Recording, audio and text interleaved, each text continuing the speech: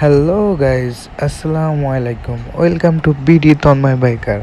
আজকে আমরা আসছি খলিশাখুন্ডি কফি শপে। আমি আজকে সবাইকে টিপস দিব। টিপস আরে কি বলে জানি না। তো আমরা এখানে খাওয়া দাওয়া করবো। এই জায়গাটা অনেক সুন্দর। চলেন মিউজিকের সাথে জায়গাটা উপভোগ করি।